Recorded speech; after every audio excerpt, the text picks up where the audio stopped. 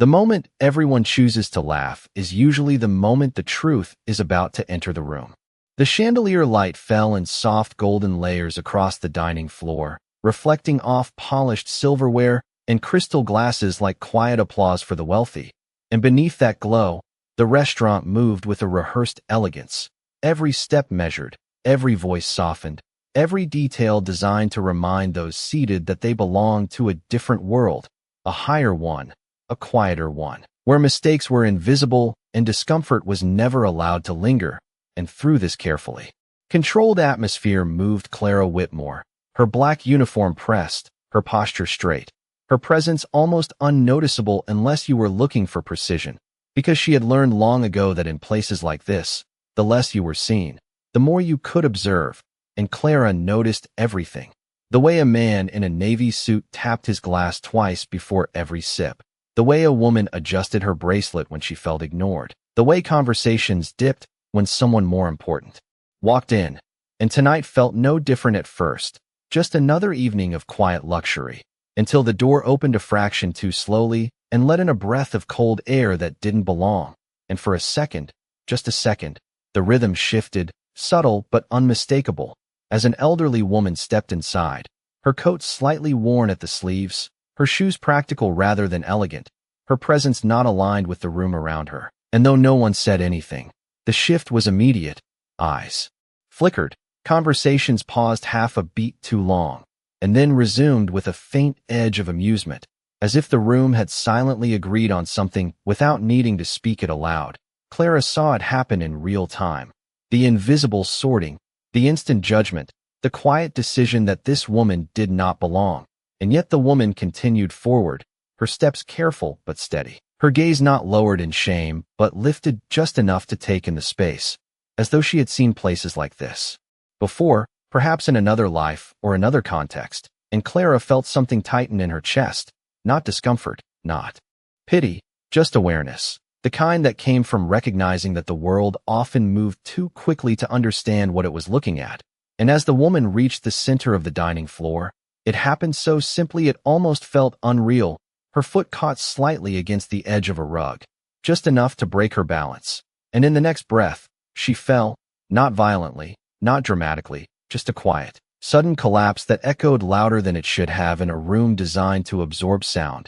A glass clinked somewhere, a chair shifted, and then came the laughter, soft at first, then spreading, not cruel in volume but sharp in implication, the kind of laughter that didn't need to be loud to wound, because it wasn't about the fall, it was about what the fall confirmed for them.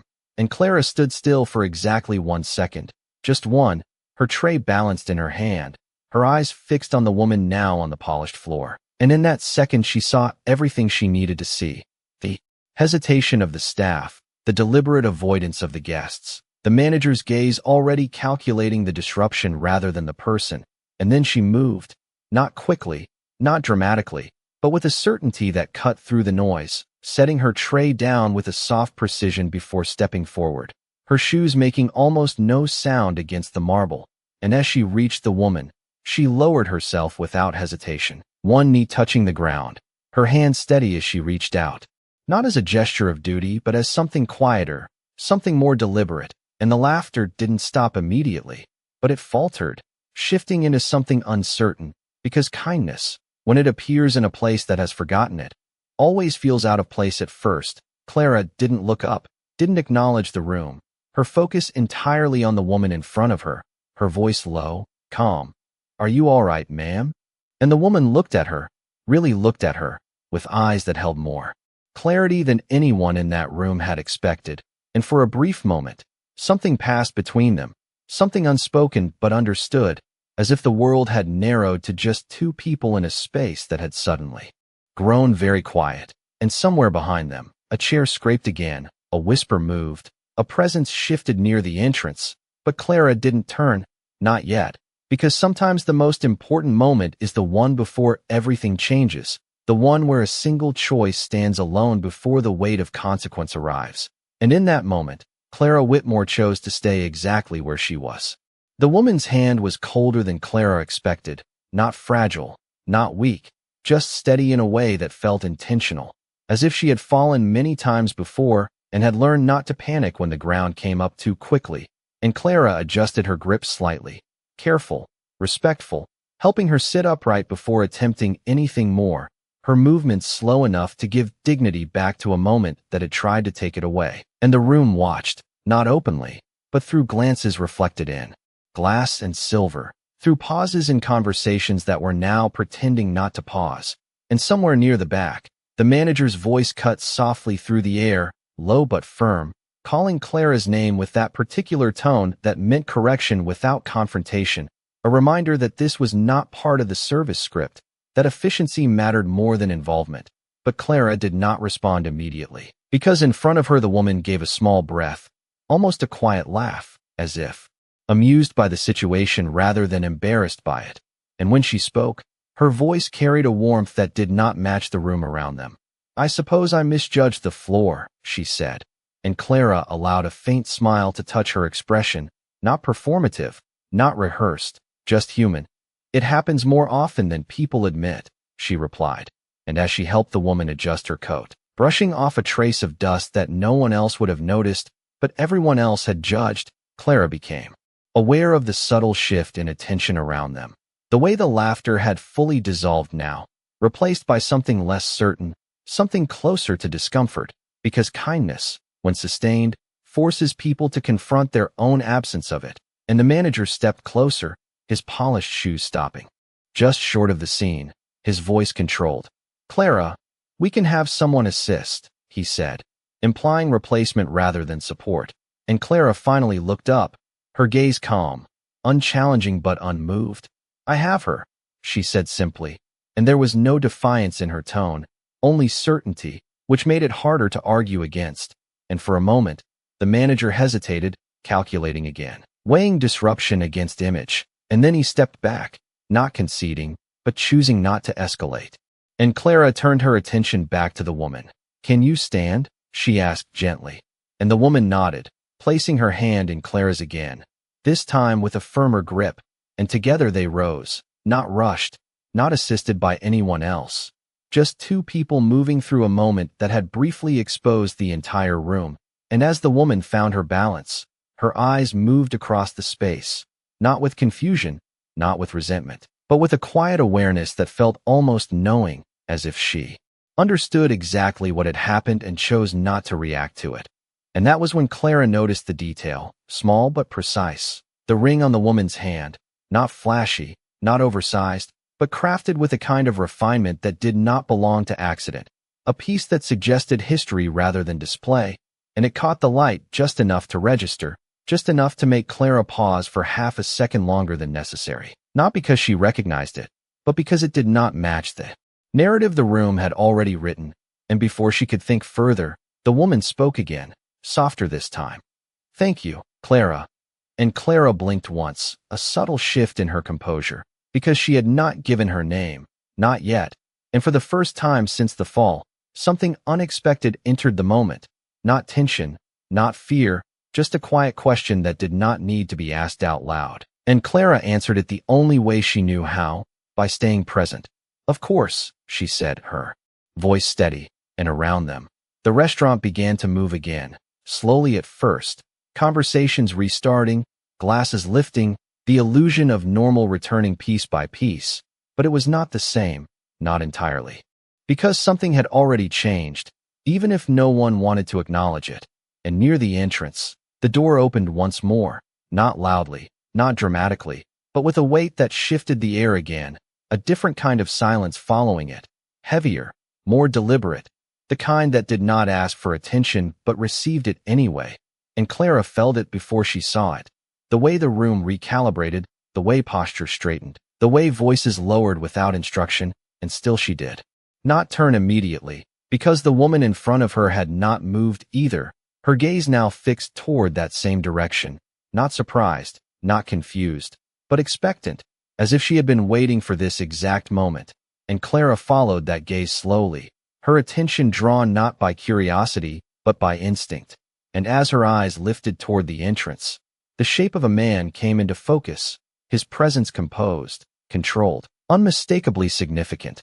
And though no name had been spoken, the entire room already knew who he was. And for the first time that evening, Clara felt the balance of the space begin to shift in a way that could not be undone. The man did not rush as he entered, and that was the first thing Clara noticed. Not his height, not the precision of his tailored suit, not even the way the host straightened almost instinctively as he approached, but the deliberate pace of his steps, measured and controlled, as if the room itself adjusted to him rather than the other way around. And conversations softened further, dissolving into careful murmurs that carried more attention than sound.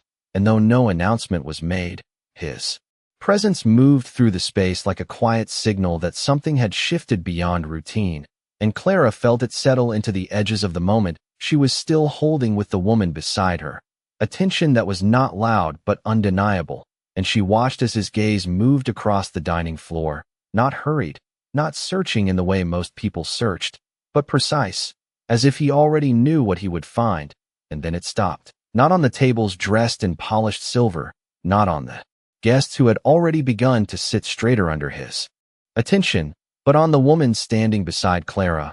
And for a fraction of a second, something broke through his composure, not visibly to most, but enough for Clara to recognize it, because she had spent years watching people in moments they thought no one else could see. And this was not recognition that came from surprise alone. It carried weight, history, something far deeper than coincidence. And the room did not yet understand what it was witnessing, but it felt it, the way silence can change texture without changing volume.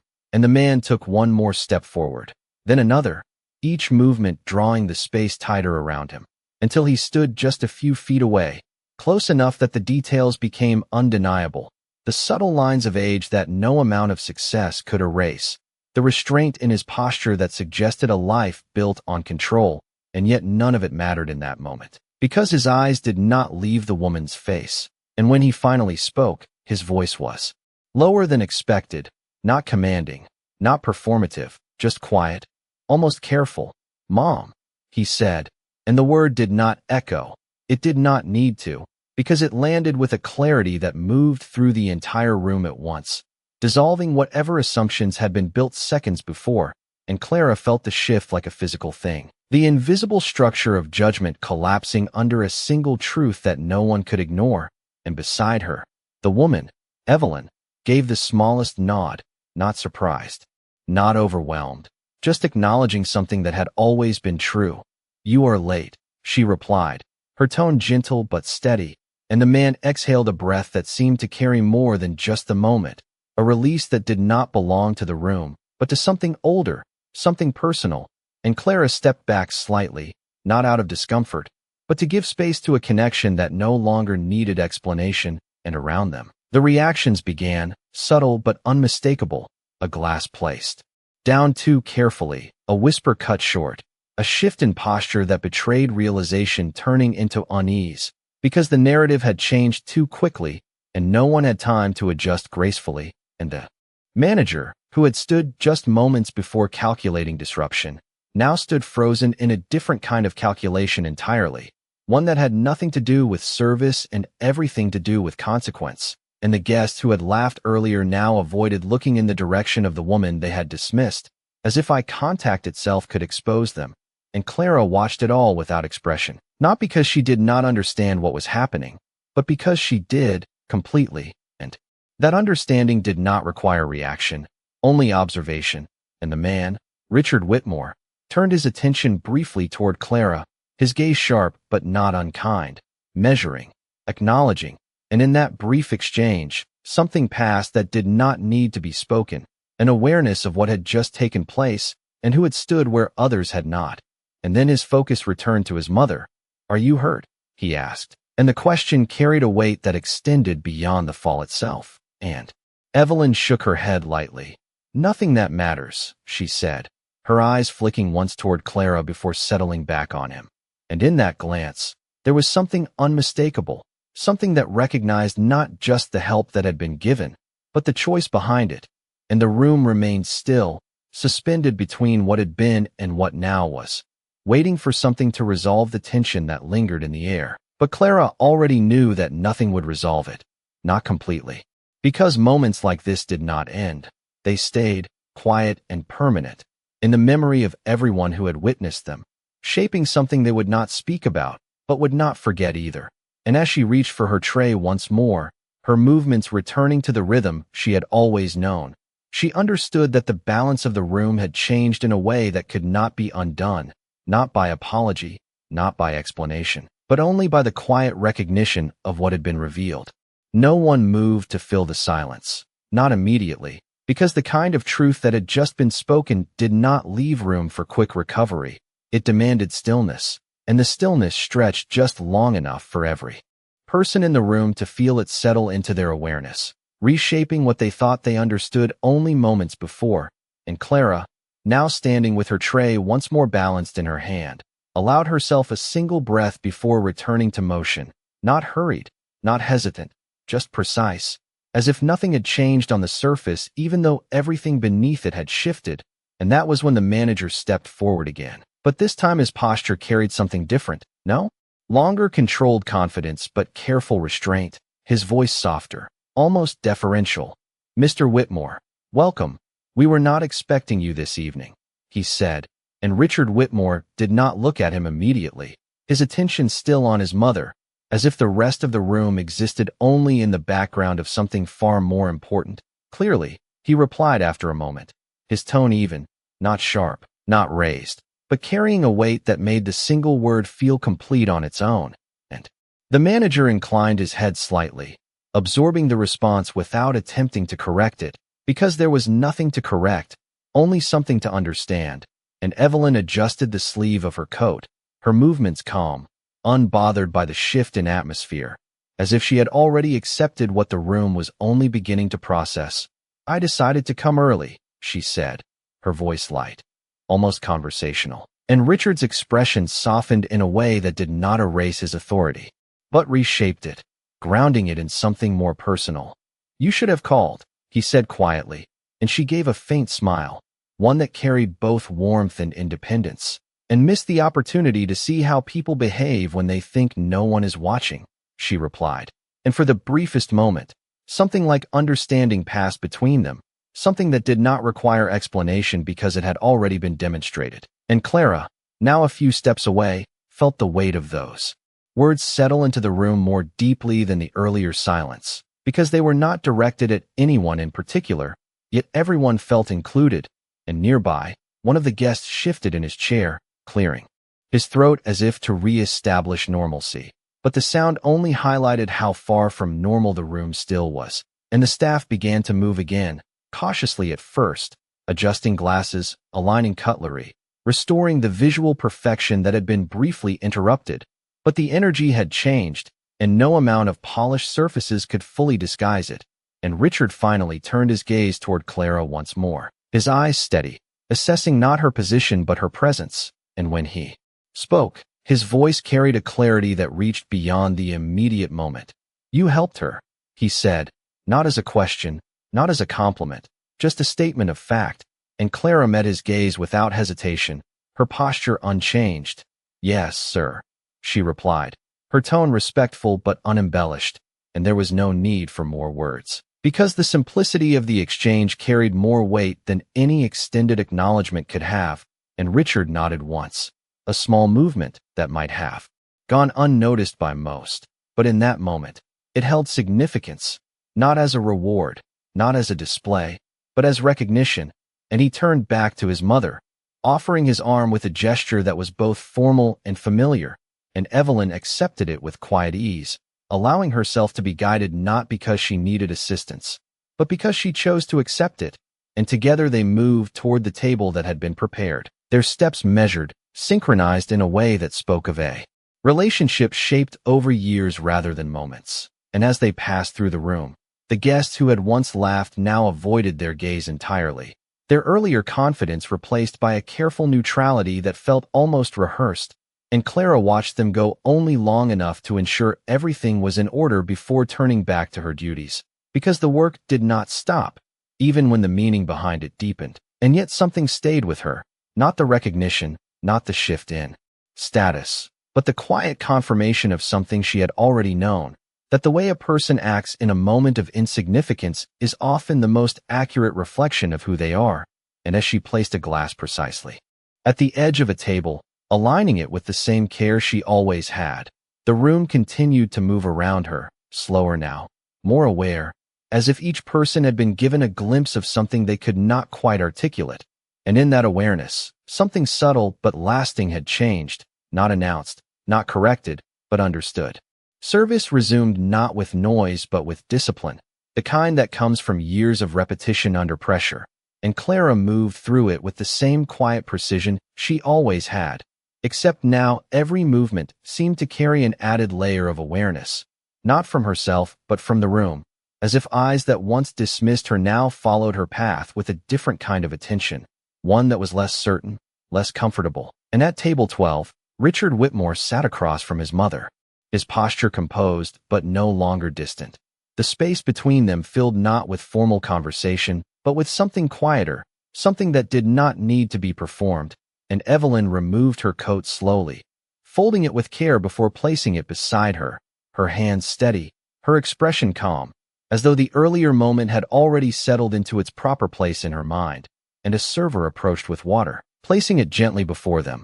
But Clara noticed how the server's hand hesitated just slightly, a fraction of a second longer than usual, as if aware that this table was no longer just another assignment. And Clara turned her attention to a nearby station, aligning utensils, adjusting placements. Yet her senses remained attuned to the subtle shifts around her, because this was where the true aftermath unfolded, not in loud reactions, but in quiet corrections, in the way people recalibrated themselves when faced with something they had misjudged. And across the room, a couple who had laughed earlier now spoke in hushed tones, their voices low, their expressions tightened into something that resembled composure but lacked ease, and one of them glanced toward Evelyn before quickly looking away, as if eye contact itself could reopen the moment they wished to erase. And the manager moved between tables with renewed caution, his usual authority softened into attentiveness, his voice measured, his gestures precise, ensuring that every detail now aligned not just with expectation, but with necessity, because the presence of Richard Whitmore had changed the stakes entirely, and Clara could feel it in the rhythm of the room, in the way time seemed to stretch slightly longer between actions, in the way every sound carried more weight than it had before. And at table 12, Richard leaned forward just slightly, his voice low, enough that it did not carry, yet the intent behind it was clear even from a distance. "You should not have been alone," he said, and Evelyn lifted her glass, taking a small sip before responding, her gaze steady. "I was not alone," she replied, her eyes moving briefly toward Clara, not lingering, not drawing attention, just enough to acknowledge what had already been understood. And Richard followed that glance, his expression unreadable for a moment before something shifted within it. Something quieter than authority, something closer to respect, and Clara, sensing the weight of that unspoken exchange, did not react outwardly, did not pause or alter her pace, because recognition, when genuine, does not require acknowledgement to exist. And a few tables away, another guest raised a hand slightly, signaling for service, and Clara approached with the same calm professionalism she had always carried, her voice even, her movements efficient.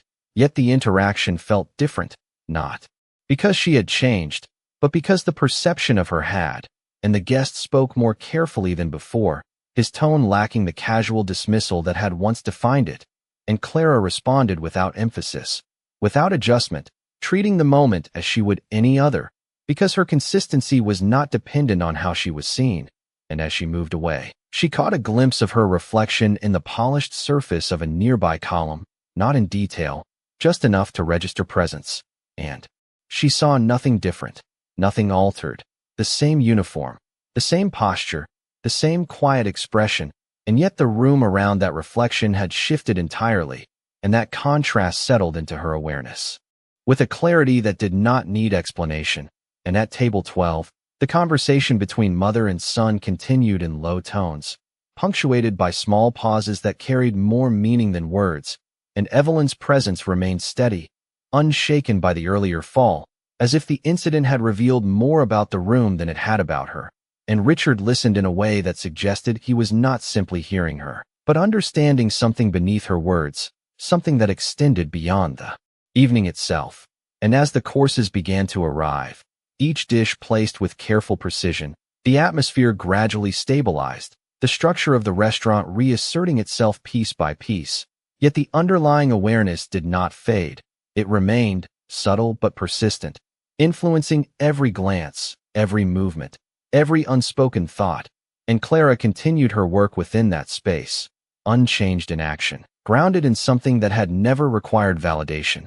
And as she placed another glass, aligning it perfectly with the edge of the table, she understood that what had happened would not be spoken about openly.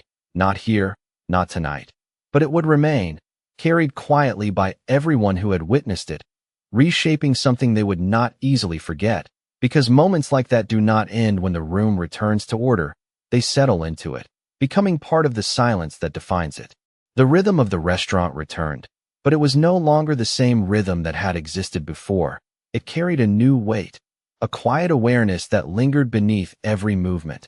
And Clara could feel it most clearly in the pauses, the half-seconds where people hesitated before speaking, before reacting, before assuming. And those pauses were where truth lived now, subtle but undeniable. And she moved through them with the same steady composure she had always carried, her steps measured, her gaze attentive but never intrusive, because her role had not changed, even if the room's perception of it had. And at table 12, the second course had been placed with careful precision, each element aligned perfectly, the presentation flawless. Yet it was not the food that held attention. It was the space between mother and son, the conversation unfolding in low tones that did not need volume to carry meaning. And Richard Whitmore sat slightly forward, his usual distance softened into something more present, more grounded, as if the earlier moment had shifted not only the room, but him as well. And Evelyn, seated across from him, maintained her calm presence, her movements deliberate, her expression composed. Yet there was a quiet strength in the way she held herself, a certainty that did not rely on the approval of anyone around her.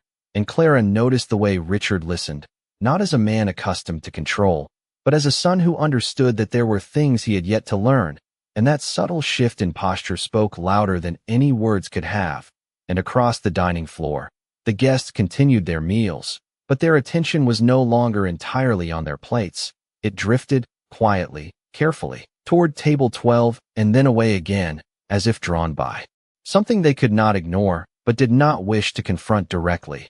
And the earlier laughter had not returned, not even in distant form, replaced instead by a cautious restraint that shaped the atmosphere in ways no one acknowledged aloud. And near the service station, two staff members exchanged a glance, brief but loaded, a silent communication that carried both realization and unease.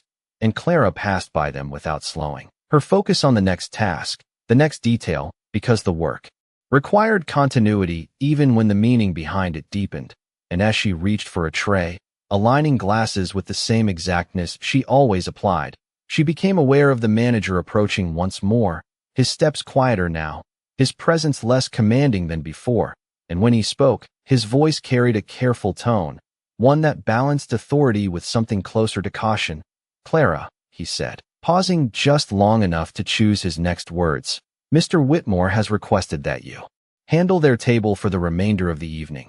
And the statement hung between them for a moment, not heavy, but significant, because it marked a shift not in responsibility, but in recognition. And Clara met his gaze briefly, her expression unchanged. "Of course," she replied, her tone even, without emphasis, as if the request were no different from any other assignment. And in that response, there was a quiet consistency that did not seek validation, only completion. And the manager nodded once, a small acknowledgement before stepping back, leaving her to move forward. And as Clara approached table 12, the space seemed to adjust once more, not with tension this time, but with a focused stillness, as if the room itself was observing a continuation rather than a disruption. And she stepped into position with practiced ease, her posture straight, her movements fluid. "May I refresh your water?" she asked, her voice calm, professional. And Richard looked up at her, his gaze steady, not imposing, but attentive in a way that suggested he was seeing more than just her role. "Yes, thank you," he replied. And as she poured, the soft sound of water filling the glass carried through the Immediate space, a simple action elevated by the awareness surrounding it.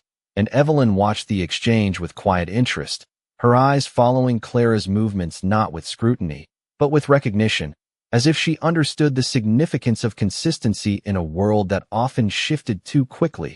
And when Clara finished, placing the glass back with precise alignment, Evelyn spoke, her voice gentle but clear.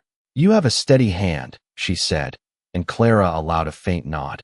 "Thank you, ma'am," she replied, and the simplicity of the exchange carried a depth that extended beyond the words themselves, because it acknowledged not just the action, but the intention behind it. And Richard leaned back slightly, his gaze moving between the two women, as if observing something he had not fully seen before, and for a moment, the three of them existed in a quiet alignment, not equal in position, but connected through something more subtle, something rooted in choice rather than circumstance. And as Clara stepped back, returning to her rhythm, she understood that this moment was not about elevation or recognition. It was about clarity, the kind that reveals itself not through grand gestures, but through small, consistent actions that remain unchanged regardless of who is watching. And the restaurant continued around her, the structure intact, the service seamless. Yet beneath it all, the awareness remained, shaping every interaction, every glance, every unspoken thought. And Clara moved within it with the same quiet certainty she had always known, grounded in something that did not shift with perception, because it had never depended on it in the first place. The evening continued to unfold with a precision that felt almost deliberate now, as if every movement carried the quiet memory of what had already been revealed. And Clara maintained her pace, her steps measured, her attention exact. Yet there was a subtle shift in how the space responded to her presence, not overt, not exaggerated, but unmistakable to someone who understood the language of rooms. And at table 12, the final course had been served, the plates arranged with meticulous care, the presentation flawless, yet the focus remained on something far less visible, something that moved between Richard and Evelyn in the spaces where words paused. And Clara approached once more, her posture aligned, her expression neutral. "May I clear these for you?" she asked, her voice steady, and Richard gave a small nod, his attention still partly on his mother. "Yes, thank you," he replied, and as Clara reached forward, her movements remained precise, each plate lifted without sound, each motion controlled. Yet she was aware of the attention that followed her actions, not just from the table, but from the room itself, because moments like this had a way of lingering longer than expected, shaping perception in ways that could not be easily undone. And as she turned to step away, Evelyn's voice stopped her, gentle but certain. "Clara," she said, and Clara paused, turning back with the same composed attentiveness. "Yes, ma'am," she responded, and Evelyn studied her for a brief moment, not with scrutiny, but with a kind of quiet evaluation that felt deeper than surface observation. "Sit with us for a moment," she said, and the words settled into the space with a weight that extended beyond the table. Because invitations like that were not part of the structure, not part of the expected rhythm, and Clara felt the shift immediately, not in herself, but in the room, the way attention sharpened without movement, the way silence gathered once more, and she held that moment with care, understanding the significance of the request, yet also the boundaries that defined her role. "I appreciate that, ma'am," she said calmly, "but I am working." And her response was not refusal, not defiance, just clarity. And Evelyn's expression softened slightly, not in disappointment, but in recognition, as if she had expected nothing less. And Richard observed the exchange with quiet interest, his gaze steady. "Then at least allow us to thank you properly," he said, his tone even, measured, and Clara inclined her head slightly. "There is no need, sir," she replied, and again, the simplicity of her words carried more weight than anything elaborate could have, because they were not dismissive, they were grounded. And Evelyn leaned back slightly, her hands resting gently on the table. "There is always a need to acknowledge what is done with intention," she said, her voice calm. And Clara met her gaze for a moment, not challenging, not yielding, simply present. And in that brief exchange, something passed between them that did not require resolution, because it was already understood, and Clara stepped back then, returning to her duties, allowing the structure of the evening to continue. And as she moved away, she could feel the room adjusting once more, not with tension, but with a kind of quiet respect that had not been there before. And across the dining floor, the earlier unease had shifted into something else, something closer to reflection, as if each person present had been given a moment they could not ignore, and now had to decide what to do with it. And the manager stood near the entrance, his posture straighter now, his attention sharper, yet there was a restraint in discipline she had always carried. And as she placed the final glass on a nearby table, aligning it perfectly with the edge, she understood that what had happened would not be spoken of openly, not here, not in this setting, but it would remain, carried in the subtle shifts of behavior, in the way people chose to act when they believed no one important was watching. And at table 12, Richard and Evelyn sat in a quiet stillness that no longer felt separate from the room, but part of it, integrated into the flow that had resumed. Yet beneath that flow, something deeper had settled, something that would not easily fade, and Clara moved through it with the same steady presence, her actions consistent, her focus clear, because the true measure of a moment was not in how it changed others, but in how it revealed what had already been there all along. And in that revelation, the evening found its quiet conclusion, not through announcement, not through spectacle, but through the simple continuation of what had always mattered. The final movements of the evening carried a quiet sense of completion, not because anything had been formally concluded, but because the room itself had settled into a new understanding of its own rhythm, and Clara felt it in the way the air seemed steadier, less performative, more aware, as if something unseen had been adjusted and could not be returned to its previous state. And she continued through her tasks with the same careful precision, clearing the last of the tables, aligning the then it should have been in the quiet. And then he looked up, his gaze moving once across the room, not searching, not scanning, but acknowledging, as if marking the space for what it had revealed. And his eyes found Clara again, standing near the service station, her posture unchanged, her focus on her work, and for a moment, nothing passed between them outwardly, no gesture, no signal, yet the recognition remained, unspoken but complete. And Evelyn rose slowly from her seat, her movements steady, her coat already in hand, and Richard stepped beside her, offering his arm once more, and she accepted it with the same quiet ease, not out of necessity, but out of choice. And together they turned toward the exit, their steps unhurried, their presence still carrying the quiet gravity that had reshaped the evening. And as they moved through the dining room, no one spoke, not directly. But the silence that followed them was no longer uncertain, it was deliberate, a collective pause that held more meaning than any words could have carried. And Clara watched them only briefly before returning to her final task, lifting a glass, aligning it precisely with the edge of a table, her movements grounded in the same quiet discipline that had defined her from the beginning. And near the entrance, the manager stepped forward to open the door, his gesture smooth, respectful, and Richard paused just before crossing the threshold, not turning fully, but enough to let his voice carry back into the room, low and measured.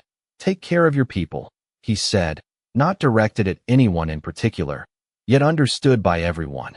And the manager inclined his head slightly, absorbing the words without response, because none was needed. And then Richard and Evelyn stepped outside, the door closing softly behind them, the sound gentle but final. And for a moment, the room remained still, holding the absence they left behind as if it were something tangible, something that needed to settle, before movement could resume. And then slowly, quietly, the rhythm returned, but not as it had been, because now it carried memory, and memory has a way of shaping even the smallest actions. And Clara moved through that new rhythm without hesitation, her presence steady, her focus unchanged. And as she finished her final round, placing the last glass in its perfect position, she allowed herself a single pause, not to reflect, not to analyze, but simply to exist within the stillness that followed. And in that stillness, the truth of the evening became clear, not through grand realization, but through the quiet understanding that nothing she had done required recognition to matter, because it had never been about who was watching. And as she turned to leave the floor, her steps as measured as they had been at the beginning, the room continued behind her, softer now, more aware, carrying forward something that would not be spoken, yet would remain, shaping the way each person moved through moments they once believed insignificant. And in that quiet continuation, the evening found its true ending, not in what had been said, but in what had been understood. Closing time did not arrive with a sudden announcement, but with a gradual softening of the room, the kind that came when conversations thinned, chairs shifted more frequently, and the golden light from the chandeliers seemed to settle lower, warmer, as if the space itself was exhaling after holding something unspoken for too long. And Clara remained part of that quiet transition, moving through the final details with the same steady precision that had defined her entire evening, her hands calm, her pace unbroken, because endings, like beginnings, required care, and she understood that better than most. And near the service station, the staff gathered in small, subdued exchanges, their voices low, their tones measured, no longer carrying the casual ease that had once defined their interactions, because something had shifted in them, not dramatically, not visibly, but enough to alter the way they occupied the space. And Clara passed by without joining, not out of distance, but because. Her place had never been within those conversations, it had always been within the work itself. And as she reached for a linen cloth, folding it with careful alignment before placing it aside, she noticed the manager standing near the center of the room, his posture still, his expression thoughtful in a way that did not match his usual urgency. And when their eyes met briefly, he gave a small nod, not formal, not performative, just a quiet acknowledgement that carried more meaning than anything he might have said earlier. And Clara returned the gesture just as simply, because understanding, when genuine, does not need elaboration. And across the room, the last of the guests began to leave, their movements orderly, their conversations subdued, as if each carried a piece of the evening with them, something they would not speak about directly, yet would not easily forget. And the door opened and closed with a steady rhythm, each departure marking a quiet release of the tension that had once filled the space. Yet even as the room emptied, the atmosphere did not return to what it had been before. It held something new, something quieter, more aware, as if the walls themselves had absorbed the moment and refused to let it disappear entirely. And Clara moved toward the final table, clearing the last glass, her reflection briefly visible in its surface. And she paused for just a second, not to examine herself, but to acknowledge the stillness around her, because it was in moments like this that truth settled most clearly, not in the height of tension, but in the quiet that followed it. And she remembered the sound of laughter from earlier, the way it had spread so easily, so confidently, and she contrasted it with the silence that had followed, the kind that could not be forced, only earned. And she understood then that the difference between those two moments was not in who had been present, but in what had been revealed.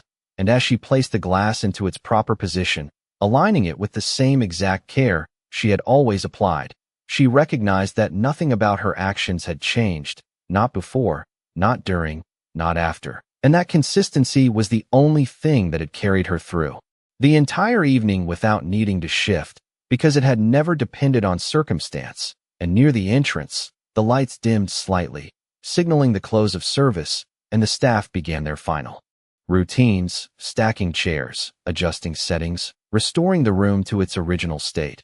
Yet even in that restoration, something remained different, something that could not be reset or polished away. And Clara finished her last task, placing the folded cloth into its designated place, her movements unhurried, her posture unchanged. And as she turned to leave the floor, she took one final look across the space, not searching, not reflecting, just observing, the way she always had. And she saw a room that appeared the same, yet felt entirely altered, shaped by a moment that had passed without spectacle but remained with quiet permanence. And as she stepped away, her shoes making soft contact with the polished floor, she carried nothing with her except the same steady presence she had arrived with, because she had never needed the room to recognize her for her actions to hold meaning.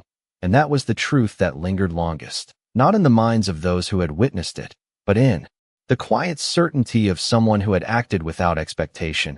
And as the door closed behind her, leaving the room in its final stillness, one thought remained, simple, clear, and unspoken: that dignity is not something given by power.